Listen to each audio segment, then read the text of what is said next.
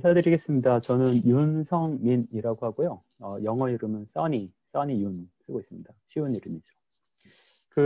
제가 이해하고 있기로는 여기는 이제 미국에 와서 일하고 하는 방법에 대해서 좀 궁금해하시는 분들이 오디언스로 들어오시는 걸로 이해하고 있습니다. 혹시 지금 들어와 계신 분들 중에서 다른 관심사가 있어서 오셨다고 하시는 분은 지금 한번 말씀을 해주시면 제가 진행하면서 좀 참고하도록 하겠습니다. 혹시 그런 분 있으신가요? 채팅창에 남겨주세요. 예. 네네, 편하게 채팅창에 남겨주시고요. 그러면은 제가 준비한 내용을 진행을 하도록 하겠습니다. 저희는 제가 우린 이렇게 왔다 책의 제 챕터에 썼던 제목은 우리는 같은 강물에 두 번 발을 담글 수 없다라고 뽑았어요. 이거는 저는 이제 한 20년 정도 일을 하다 보니까 사회생활이라는 게 항상 변화 속에 있더라고요. 그래서 그런 부분들하고 그다음에 한번 지나간 것들은 다시 돌이키기 어려운 것들, 그래서 선택의 중요성, 그런 것들을 녹여서 이런 제목을 잡아봤습니다. 그래서 저에 대해서 간단히 소개하면 제 주업은 남편이고 아빠고 또 부모님께 아들이 저는 제 주업이라고 생각을 하고, 생업으로서 가져갔던 거는 컴퓨터 사이언스 엔지니어링을 전공한 프로그램 매니저, 프로젝트 매니저, 프로덕트 매니저입니다. 저 같은 경우에는 어릴 때 좀 공학자 이런 거를 꿈꿨던 편이에요. 초등학교, 중학교 다 그 당시에.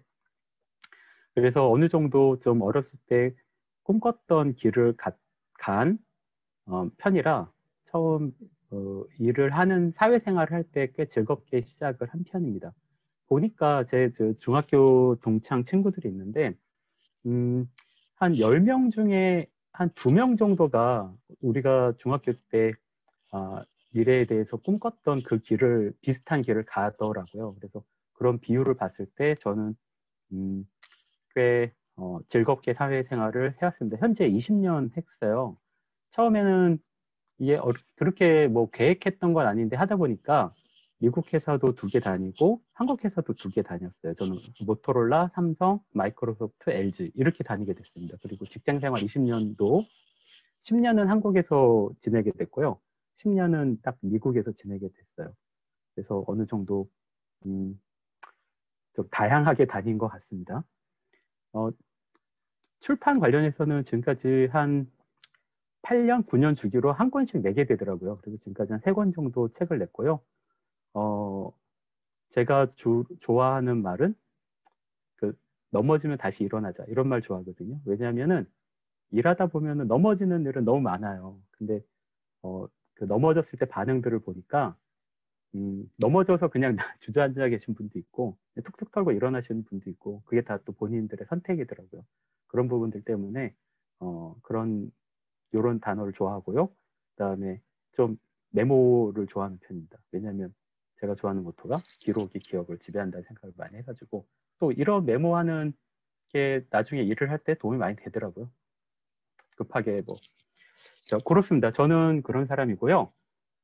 그래서 2000년도부터 한 2010년 미국 오기 전까지를 한번 도표화 시켜봤어요. 이런 부분들이 궁금해 하실 것 같아서 제가 말씀드리는 거는 제 개인의 하나의 그냥 사례일 뿐이니까 당연히 참고만 하실 거라고 생각을 하고, 또 매주 하는 이 강좌를 통해서 다양한 사례들을 접하고 있으실 거라고 생각하고 있습니다. 그래서 제가 이제 미국 오기까지 2000년도에 일을 시작해서 제가 미국에 2010년도 말에 왔거든요. 그때까지 이제 어떻게 제가 미국에 와서 일을 하게 됐나 이렇게 과정을 좀 보니까 첫 번째는 제가 이제 삼성전자에서 마이크로소프트로 코리아로 갈 때, 그다음 마이크로소프트 코리아에서 마이크로소프트 레드몬트 본사로 올 때의 과정에 요런 포인트들을 좀 잡아봤어요. 어떻게 그때 그 이정표들이 갈 때 도움이 됐었나. 그래서 그런 거를 이제 디딤돌, 어떤 게 제가 다른 사람과 차별화돼서 그 단계를 넘어갈 수 있었나. 그래서 어떻게 차별화됐던 부분들, 그리고 이게 일이 될 때 보면은요, 제 경험은 마지막에 이게 한 땀이 있어요. 그 한 땀 때문에 일이 되기도 하고 안 되기도 하더라고요. 그래서 그 마지막 한 땀이라는 포션을 섹터를 하나 넣어봤습니다. 그래서 삼성전자에서 마이크로소프트로 갈 때는 제가 마이크로소프트로 갈 때 삼성전자와 협업하는 포지션으로 일을 갔어요. 그래서 삼성전자 근무 경험이 당연히 마이크로소프트 코리아로 갈 때 잘 활용이 될 수 있었습니다. 그리고 마이크로소프트에서 인터뷰를 볼 때 되게 인터뷰어들이 좋아했던 게 제가 삼성전자 했을 때 특허를 좀 많이 냈거든요. 해외 특허를. 미국 특허도 내고 중국 특허도 내고 유럽 특허도 내고 그런 부분들에 대해서 꽤 포인트를 땄던 것 같고요. 제가 한국 회사 들어갈 때 인터뷰하고 미국 회사 들어갈 때 인터뷰가 되게 달라요. 한국은 제 경험은 삼성전자에 이제 한 4명 정도가 테이블에 앉아 있고 저를 상대로 질문들을 막 날립니다, 한꺼번에. 근데 그게 1시간, 2시간이 요 사이에 그냥 질문들하고 답변하고 끝나요. 근데 미국 회사 같은 경우는 1대1로 인터뷰하고 한 사람씩 5번을 했어요. 5시간 하루에. 근데 저는 그때 제가 했던 삼성전자에서 했던 거, 그 다음에 보여주고 싶었던 것들을 타블렛에 파워포인트 형태로 좀 준비를 해갔어요. 근데 한 인터뷰어가 그러더라고요. 그냥 보통 와서 말로 인터뷰하는데 저 같은 경우에는 제가 이제 특허를 쓰면은 그 당시에 저 이제 소프트웨어 엔지니어였으니까 소프트웨어 관련된 특허가 많았거든요. 근데 그걸 이제 글로 하기보다는 그거를 다 프로토타입을 꽤 많이 만들었어요. 제 특허 부분을 이렇게 구현할 수 있다. 그래서 그런 프로토타입 만들었던 소프트웨어랑 그 다음에 제가 했던 특허 내용들을 슬라이드로 해서 이렇게 타블렛에 보여주면서 좀 프레젠테이션을 했거든요. 그런 부분들을 좀 좋게 봤다라고 하더라고요. 한 인터뷰어가. 참고하시면 좋겠고. 그리고 이제 중요한 미국으로 어떻게 오게 된다. 이제 마이크로소프트 코리아에서 일을 하고 있는데 한 2009년도로 기억을 하는데 한 9번 정도 출장을 가게 됐어요. 그러니까 제 매니저는 이제 레드먼드에 있었는데 이제 보통 써니 한 4주 정도 예정하고 출장을 와라. 여기 개발팀이랑 직접 일을 해라. 그렇게 요청이 오면은 저는 좀 체질상 2주 정도 지나면 가족이랑 떨어져 있으면 좀 힘들기도 하고 출장 가면 딱히 할 게 없어요. 그래서 호텔 사무실 왔다 갔다 하면서 또 시차가 미국에 있다 보면은 지금 저는 여기 5시 반이거든요. 그러니까 자연스럽게 저녁에 또 한국 팀하고도 일을 할 수 있게 되고 그러니까 한 12시간씩 그냥 일이 없으니까 일을 하게 됐어요. 그래서 4주 예약을 예정하고 가면 2주 만에 일을 끝내고 오고 이런 걸 한 9번 정도 하니까 그쪽에서 이제 그 업무 퍼포먼스를 좋게 본 것 같아요. 저는 제 니드에 의해서 했던 건데 빨리 한국에 돌아가고 싶어가지고 그래서 이제 오퍼를 받게 됐죠. 미국으로 와서 일을 하면 좋겠다. 그래서 여기서는 그 회사 가면 당연한 얘기인데 이 당연한 게 좀 안 될 때가 많아요. 자기 일에 그러니까 뭐라고 해야 될까? 오버 딜리버리? 좀 100을 예상 받으면 한 120 정도를 딜리버리 하는 걸 누적시키면 자연스럽게 기회가 찾아오는 것 같아요. 저는 그래서 그런 식으로 좀 자연스럽게 미국으로 오게 된 케이스입니다. 그 케이스마다 다를 테니까 참고만 하시면 좋겠습니다. 그래서 요거는 뭐 삼성전자에서 어떤 일 했고 이런 내용들인데 좀 세부적이기도 하고 특별히 큰 흐름에 영향을 주지 않는 내용들이어서 좀 스킵을 하도록 하겠습니다. 얘기해 주세요. 궁금해요. 그래요? 네. 삼성전자에서 일을 한 거는 시스템 소프트웨어 엔지니어로 들어갔어요. 근데 한 4년 반 정도 일했을 때 사업기획, 저는 제가 소속됐던 팀은 기술기획 아래 선행기술개발팀이라고 해서 좀 바로 상용화되는 게 아니라 뭐 다음이나 다다음 쯤에 적용할 기술들을 미리 구현해보는 그런 일이었어요. 예를 들면 그때 그 아마존의 이북 킨들 아시잖아요? 그 이페이퍼라고 하는데 그거를 저는 2000년도 초반에 처음으로 그거를 만져볼 기회가 있었어요.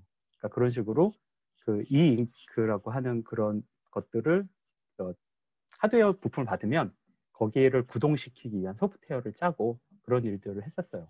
그런 일들을 했었고 한 4년 반 정도 하다가 그 사업기획이라고 그 삼성전자는 이제 사업부 체제거든요. 그러니까 제가 있었던 건 컴퓨터 사업부라고 해서 그 사업부 하나하나가 하나의 회사라고 생각을 하시면 돼요. 그래서 디스플레이 사업부, 뭐 컴퓨터 사업부 이런 식으로 구분이 돼 있거든요. 사업기획이라고 하는 것은 그 사업부의 향후 운영 계획과 방향성을 잡는 팀이에요. 그런 쪽으로 거기서 한 1년, 3년 계획 같은 거를 짜는 일을 좀 했어요. 그래서 그때 처음으로 기술 출신이지만 사업 비즈니스라는 거를 살짝 맛볼 수 있었던 그런 일을 했습니다. 그리고 이제 마이크로소프트로 와서는 윈도우즈 모바일이라고 하는 스마트폰, 제가 PC 쪽에 있다가 이제 인더스트리를 바꾼 거죠. 2006년도에 마이크로소프트로 갔는데, 그러니까 그때가 이제 어떻게 보면 스마트폰의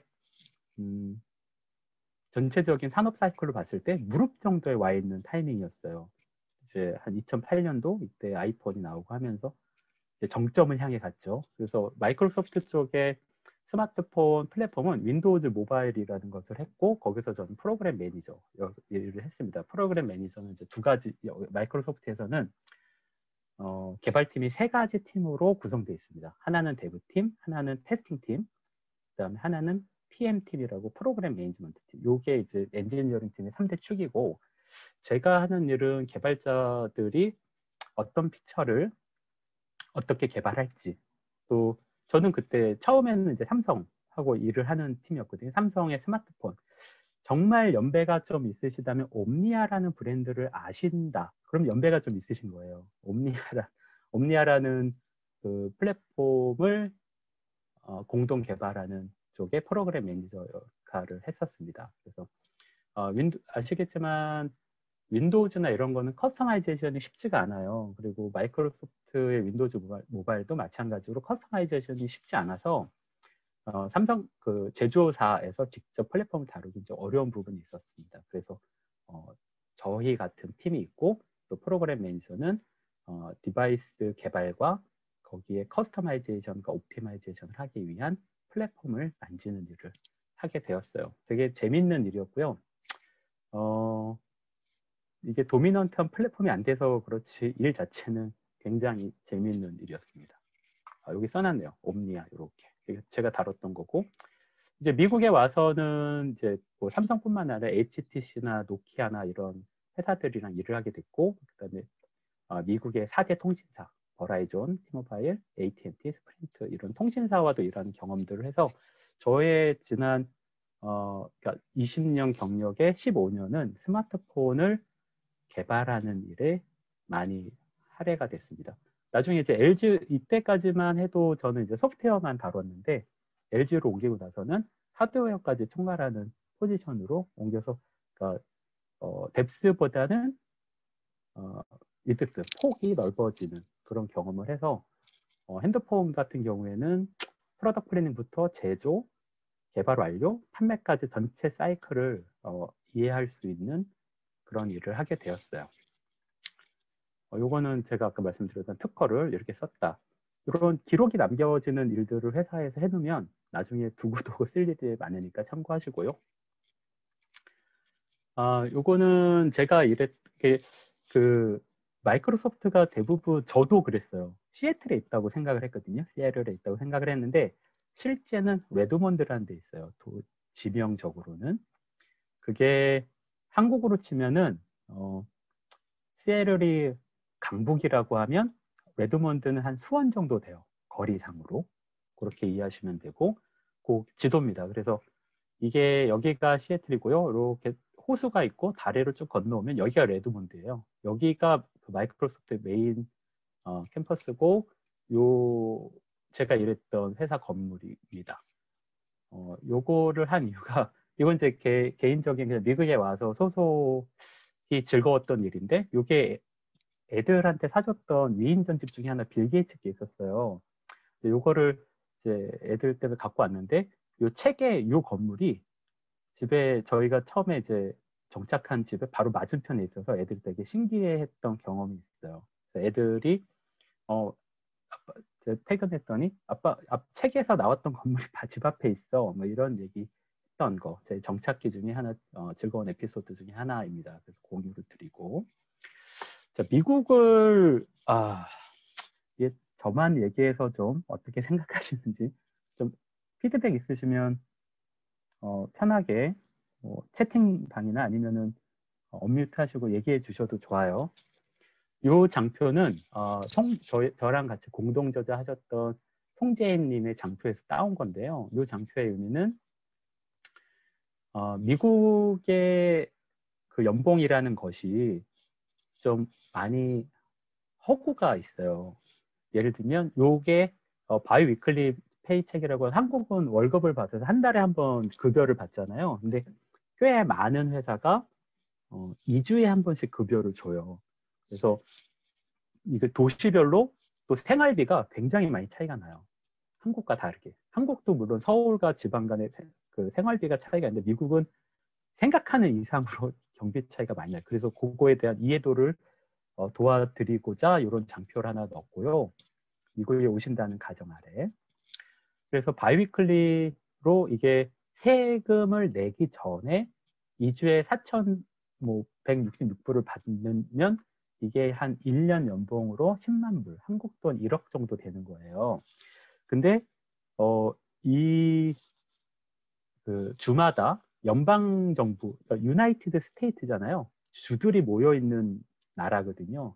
그래서 연방에서도 세금을 떼고 또 주마다 또 세금을 떼요. 그래서 주마다 동일한 급여를 받는다고 해도 실제로 자기 수입이 되는 거는 이렇게 차이들이 있어요. 그래서 한국에서도 흔하게 알고 있는 그 실리콘밸리 산호세는 4,100불을 받아도 실제 이것저것 다 떼고 나면 자기 손에 떨어지는 거는 한 2,252불이면 시애틀 쪽은 이 워싱턴 주에 텍스를 안 떼요.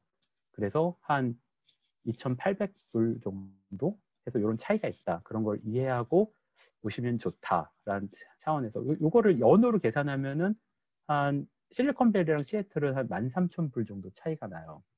그래서 저희들끼리 하는 얘기가 실리콘밸리에서는 한국에서는 뭐 1억 받으면 잘 받는 급여 생활자 이해하는데 실리콘밸리에서는 저소득층에 해당됩니다. 집세 내고 먹거리 사면은 거의 빠듯한 생활이 돼요. 그런 거를 좀 감을 잡았으면 하는 마음에 이런 얘기를 넣었습니다. 자, 그러면은 지금까지는 제 얘기였잖아요. 그러면은 이제 그런 생각이 드실 것 같아서, 그럼 우리는 미국을 어떻게 가? 그거를 뭐 1시간 안에 이렇게 얘기하기는 쉽지 않지만 가장 중요한 미국에서 일을 하기 위해서 가장 중요한 워킹 퍼밋을 좀 소개해 드리려고 해요. 이게 결국 비자인데요. 2가지를 준비했습니다. 대표적인 워킹 퍼밋 비자가 H1B예요. 그 H1B라는 거는 미국에서 이제 미국은 이민자들의 나라기도 그런 표현들도 쓰잖아요. 그래서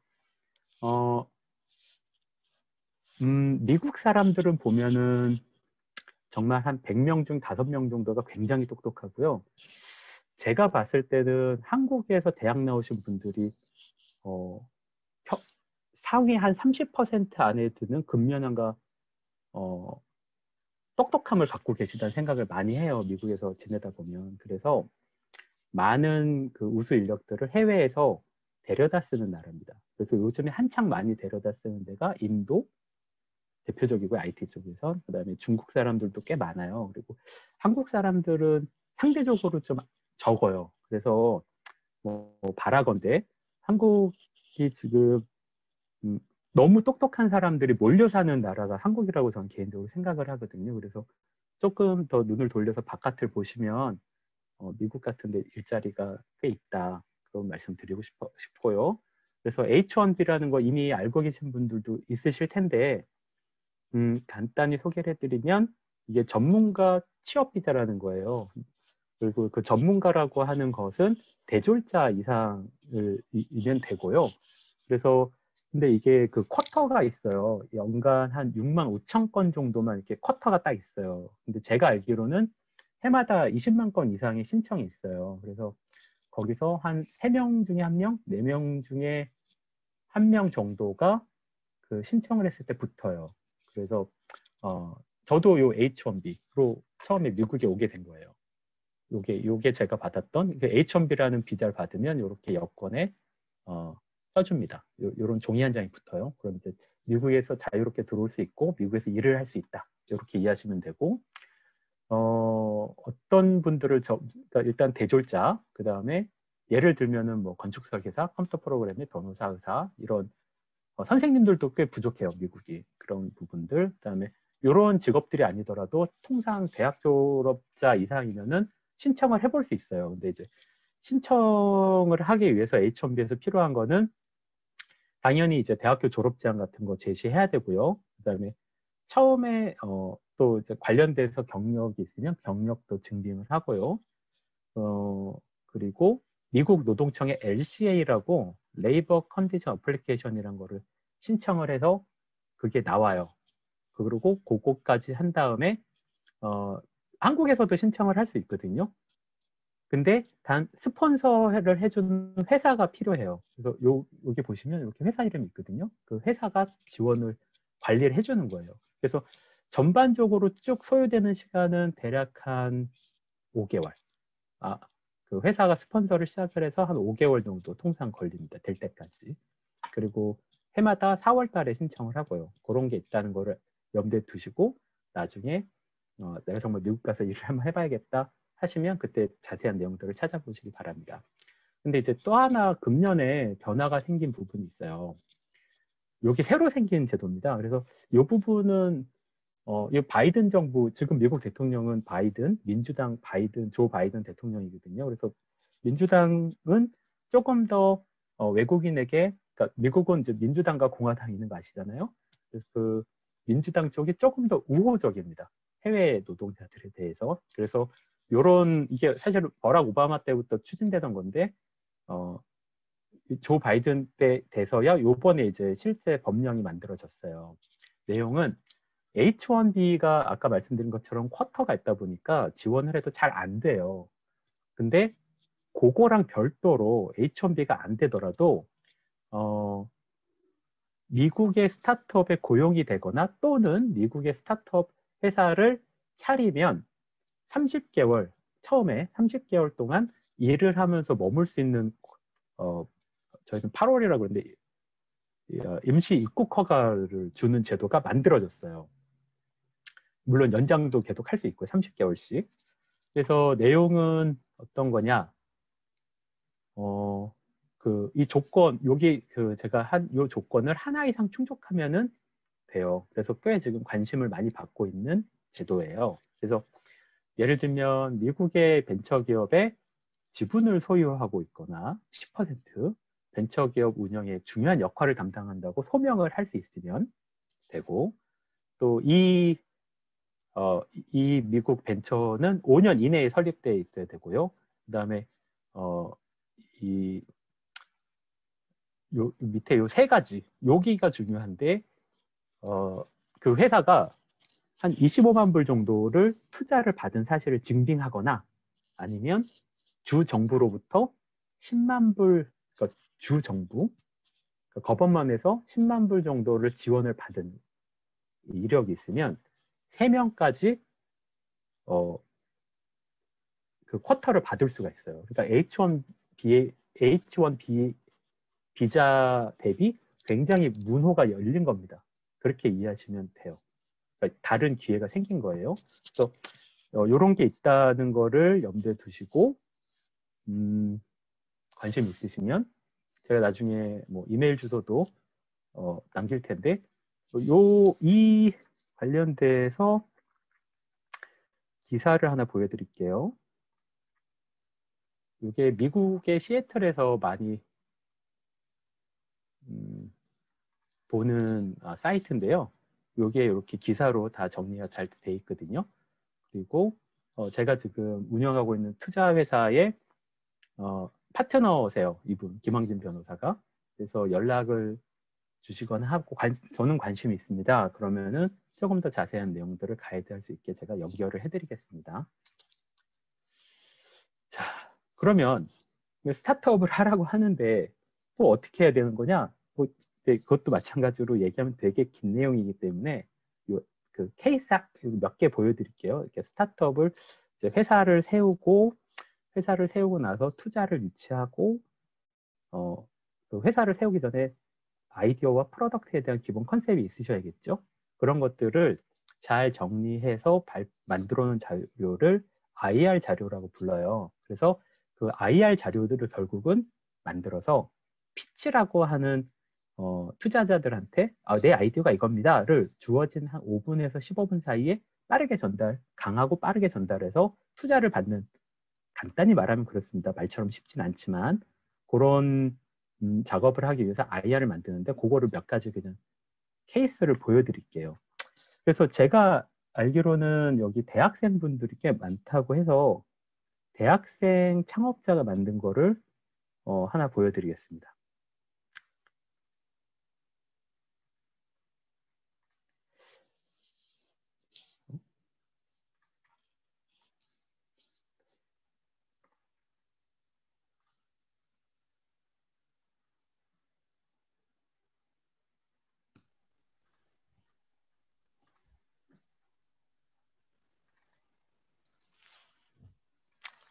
자, 요거는 그 린더라는 제품인데요. 내용은 그 연예인이라던가 아니면은 주요 운동 경기라던가 이런 거를 지금은 사람 손으로 일정을 넣잖아요. 이거를 그 컨텐츠를 갖고 있는 서버에서 정보를 갖고 온 다음에 서비스를 가입한 사용자들의 스케줄에 자동으로 꽂아준다는 그런 아이디어의 제품이에요. 이거는 대학을 막 졸업하신 분이 만든 비즈니스 모델입니다. 그래서 보면은 이제 기존에 이제 그 예를 들면 뭐 방탄소년단의 공연 정보라든가 이런 것들을 폴링 방식으로 계속 관심 있게 찾아보거나 아니면은 페이스북이나 이런 또는 뭐 SMS를 받거나 뭐 카톡으로 받거나 이런 부분들을 하는데 요 앱에 가입을 하면은 자기 칼렌더에 자동으로 그 내용을 넣어준다라는 아이디어세요. 그래서 지금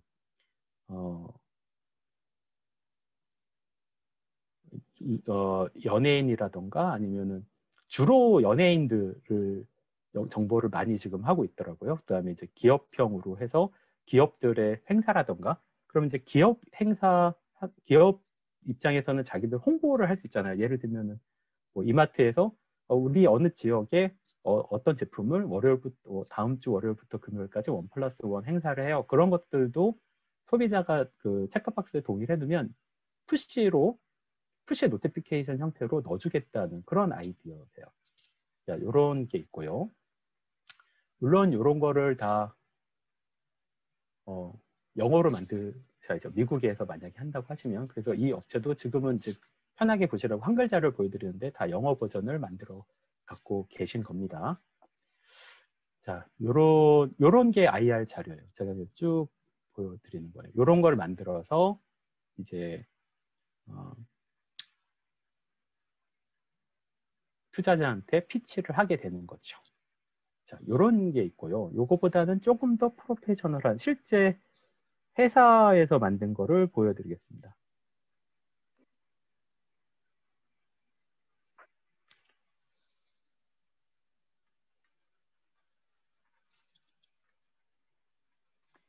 조금 더 이거는 이제 하드웨어가 연결된 제품이에요. 그 고프로라고 만약 익숙하실 거예요. 그 헬멧에 딱 쓰고 익스트림 스포츠 아웃도어 액티비티라는 일상을 기록하는 제품 있잖아요. 얘 같은 경우에는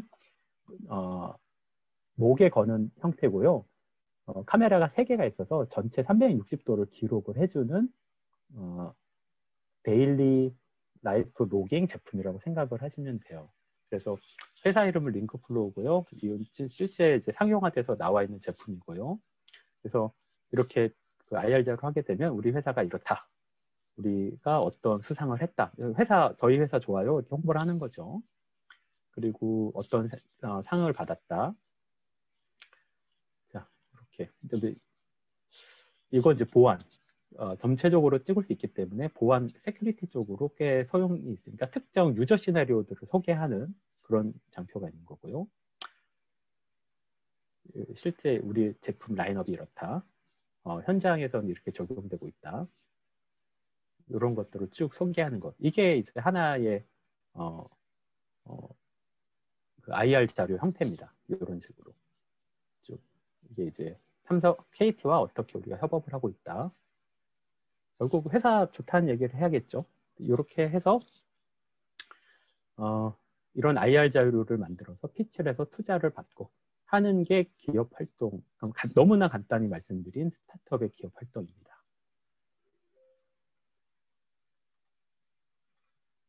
자, 여기까지 했을 때 혹시 질문이 있으신가요?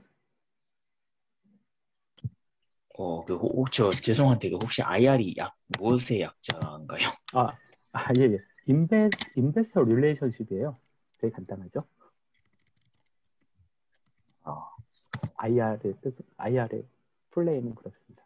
그 위에 질문도 있는데요. 조직 문화에 관련된 것 같아요. 삼성이나 마이크로소프트의 업무 분위기 어떤 차이가 있었나요? 네. 네. 자, 그거를 질문을 올리셨더라고요. 그래서 이 네. 뒤에 장표들을 조금 만들었는데요. 네. 그 의사결정 프로세스 차이가 만든 회사 문화의 차이란 팩터를 한번 만들어봤어요. 어느 분이 질문하셨던 거예요? 그때 아이디만 봐가지고. 이선영님께서. 네네. 제가 했습니다. 네. 예. 질문 감사하고요. 자, 그 질문이 있길래 이 부분을 조금 더 장표를 만들어봤어요. 지금 대학생이신가요? 대학생은 아니고 이제 고졸 검정고시를 쳤죠. 예. 네네네네네. 그래서 회사를 하게 되면 이 직급과 직책이라는 게 있어요. 한국말로. 영어로 하면은 직급은 타이틀, 직책은 포지션 정도로 이해하시면 됩니다. 그래서 요거 잠깐 이게 그 인터넷에 있는 짤인데요. 혹시 회사 생활하고 직장 생활하고 계신 분 계시나요? 이게 저도 이거 보고 좀 공감을 많이 했는데 처음에 회사 가면은 되게 낯선 곳이잖아요. 그러면은 좀 물어보기도 뭐하고 해서 좀 자기가 일을 좀 하게 돼요. 신입사원들. 이렇게 흔하게 빠지는 거거든요. 그러면은 이제 선배 사원들이 물어보고 해 그런단 말이에요. 근데 물어봐요. 그러면은 아니 아직 그것도 몰라? 이런 게 반복되는 게 또 직장 생활 신입사원들이 많이 겪는 일 중에 하나예요. 그래서 이런 걸 하나 넣어봤고요. 요건 여담. 그래서 이제 직급과 직책을 좀 설명을 드리면 아시는 내용이에요. 아시는 내용을 정리를 좀 했을 뿐입니다. 직급은 이렇게 뭐 사원, 과장, 부장, 임원 이런 식으로 좀 수직적으로 계층을 나누는 거예요. 직책은 조금 수평적입니다. 역할에 좀 더 포커스된 표현이에요. 나는 뭐 마케터, 나는 개발자, 나는 디자이너 이런 식으로 나는 프로덕트 플래너 이런 거라고 이해하시면 되고요. 그래서 직책은 좀 역할에 관련된 거고 직급은 랭크, 회사 내 서열 뭐 이런 걸로 이해를 하시면 됩니다. 그래서 질문이 삼성과 마이크로소프트가 어떻게 달랐냐 이렇게 질문을 하시잖아요. 먼저 그 답변을 드리기 전에 회사도 이제 큰 조직이잖아요. 그래서 회사의 전반적인 분위기도 있지만 그 자기가 속한 팀의 분위기도 꽤 중요해요. 그걸 염두에 두시고요. 그 다음에 제가 삼성을 다녔던 건 벌써 한 15년 전이에요. 그러니까 그 사이에 또 이렇게 옆에서 보니까 또 과거 직장 동료 얘기도 들어보고 또 많이 바뀌었어요. 바뀐 부분들도 있고 조금 더 서로 닮아가요. 서로. 그러니까 예전에 한 10년 전만 해도 마이크로소프트랑 삼성 굉장히 달랐는데 지금은 서로 조금씩 바뀌어서 좀 많이 유사한 부분이 있습니다. 하지만 어떻든 간에 제가 직장에서 봤던 현상들을 설명드릴게요. 그러니까 어느 회사가 됐든 어느 팀이 됐든 직급을 중요시하는 팀들이 있어요. 여기서는 어떤 일보다는 누가 말하고 누가 했냐가 좀 중요하게 작용을 해요. 같은 거라도 누가 말했냐가 좀 중요해져요. 그럼 이게 이렇게 되는 거죠. 예를 들면 뭐 스마트폰의 디자인을 결정하는데 디자인이잖아요. 폰의 외관. 근데 디자이너보다는 이런 직급이 중요한 데서는 실제 제가 겪은 사례들인데 본부장님 결정 사항이라고 내려와요. 디자인이. 그런 식이에요. 그래서 많은 여기서 벌어진 행태들은 보고서라는 이름으로 밑에 사람들이 막 자료들을 만들어서 올려요. 위로 올려요. 인포메이션이 위로 갑니다. 이렇게. 그러면은 위에서는 그걸 쭉 검토한 다음에 결정을 해서 내려요. 밑으로. 이게 제가 그냥 붙인 이름인데 저는 이런 걸 이제 직급 조직이라고 부르거든요. 그러다 보면은 이 조직의 특징은 위로 갈수록 머리는 커지는데 손발은 작아져요. 근데 밑으로 갈수록 머리가 없어져요. 그런 조직 문화 속에서는 처음엔 머리가 있던 신입사원도 점점 머리가 없어져요. 디시전을 안 하게 되거든요. 그런 현상이 있다, 현상. 이게 삼성이다, 마이크로소프트 그런 게 아니라, 그 팀이 어떤 거를 중시하냐. 그래서 그게 이제 직급이 중요시되면 직급 조직이 되는 거예요. 사실 좀 이런 경향이 한국 회사에 많았다, 많았어요. 근데 이런 것들이 점점 특히 이제 기술 관련된 팀 중심으로 좀 약해지고 있어요, 사실. 근데 이제 이에 반해서 그럼 직책 조직, 포지션 드리븐 오르가니제이션은 어떤 형태냐? 여기는 누구보다는 왓에 집중을 해요. 그래서 여기 보면 아까 보여드렸던 그 직책들 이름이 쭉 있잖아요. 세일즈, 마케터. 그러니까 각각 자기 일을 하는 거예요. 자기 일을. 프로덕트 플래너는 프로덕트 플래닝을 하고, 엔지니어는 개발을 하고, 비즈 디벨로퍼는 비즈니스 모델을 하는 데에 집중을 해요. 그래서 우리 팀은 무엇을 할 거냐?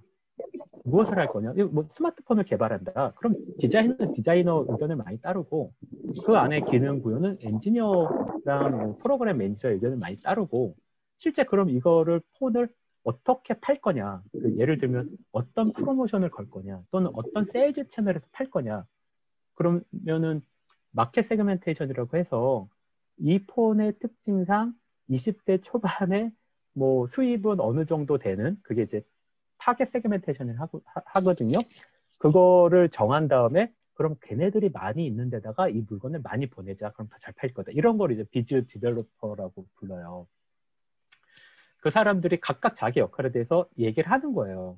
그리고 그거를 팀회의라는 걸 통해서 수렴을 해서 각자 자기가 자기가 맡은 분야에 대해서 의견을 내고 그거에 대해서 또 책임을 지는 거예요. 그런 게 이제 직책 조직이라고 저는 부르고, 요거는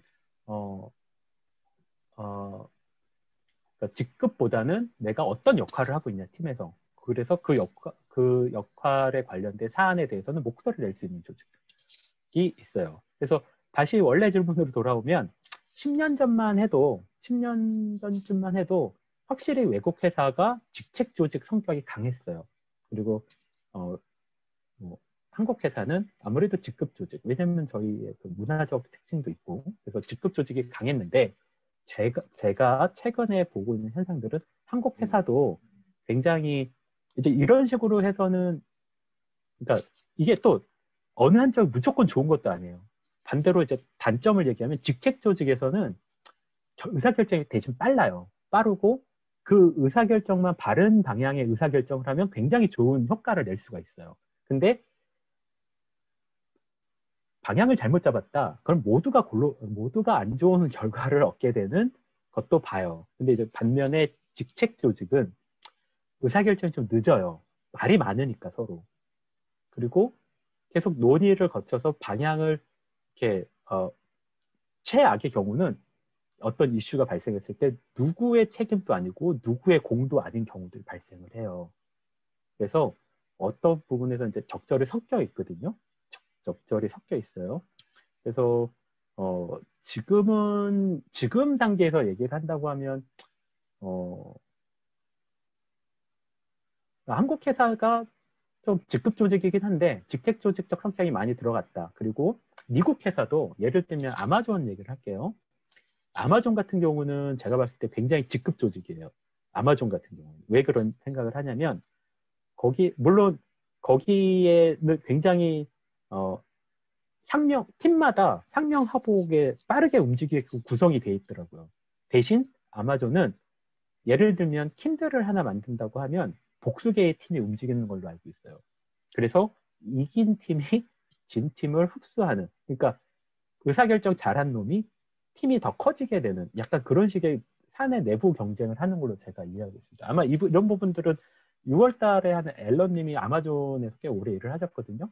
그래서 다음 주에도 이 세미나에 들어오셔서 그런 부분들 물어보시면 또 미국에 있지만 한국스러운 회사, 또 한국에 있지만 미국스러운 회사들에 대해서 좀 더 인사이트를 얻어 가실 거라고 생각이 듭니다. 완벽하진 짧은 시간에 전달하려고 하다 보니까 이렇게 좀 제한적인 내용이 전달되는 것에 대해서 양해 부탁드리고요. 예, 그렇습니다.